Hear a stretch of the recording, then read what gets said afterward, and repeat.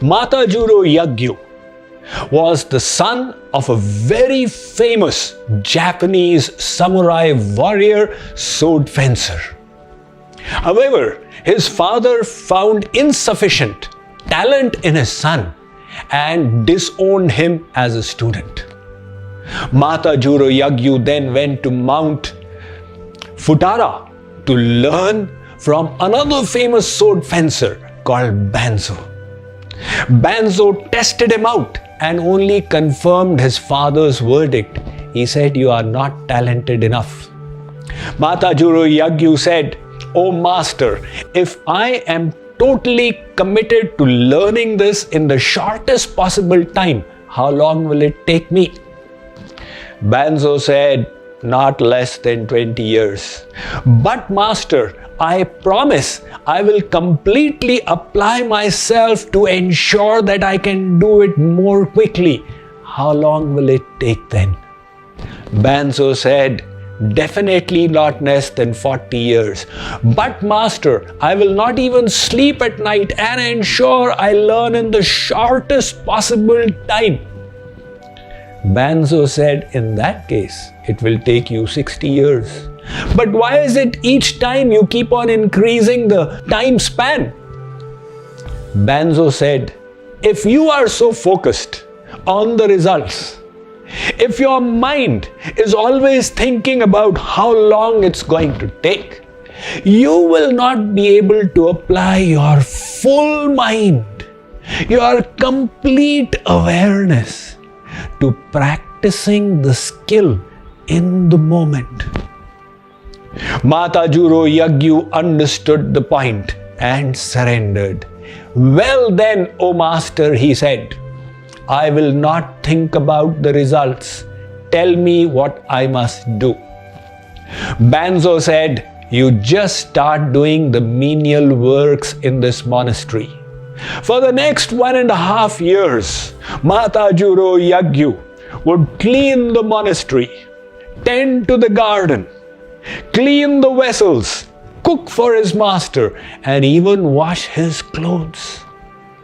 After 18 months, he started wondering, I had come here to learn sword fencing and it is not even talked about. When one day Banzo leapt up from behind him and whacked him with a stick. "Ah!" screamed Jagadguru, "what was that?" Banzo said, "Be prepared now. At any moment I will come from any side and whack you. Remain alert." After that, many times a day, his master would give him a whip with the stick, until slowly the absent-minded state of Jagadguru Yagyu started dissolving and he began developing awareness of the moment. He became better and even better at it, until he could perceive the slightest movement, the slightest fall of the footstep, or even the stick as it whizzed through the air.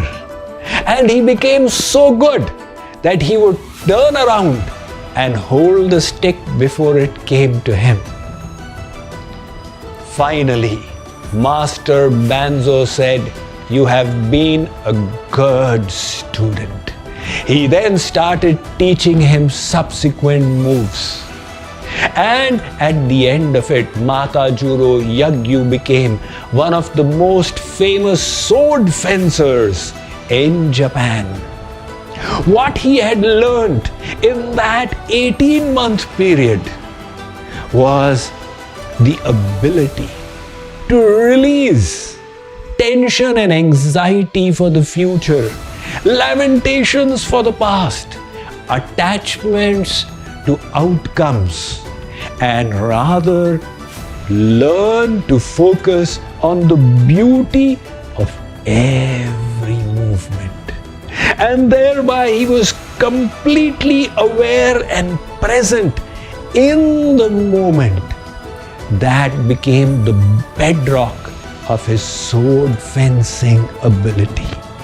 Lord Krishna has mentioned this and much more when he has explained the science of work to Arjun.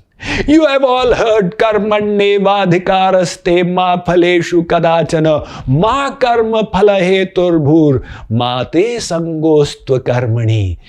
In my recently published commentary, Bhagavad Gita, the Song of God, I explain the science of work. The first point is, do your duty, but do not concern yourself with results. Focus on doing your best and leave to God all the rest. Second point, the fruits of your actions are not for your enjoyment. You are working for a higher purpose. Third, give up the pride of doership even while working. The energy is coming from God. I am a mere instrument in His hands. And fourth, do not be attached to inaction. This I was reading to you from the commentary of verse 47 of chapter 2 of Bhagavad Gita, the Song of God.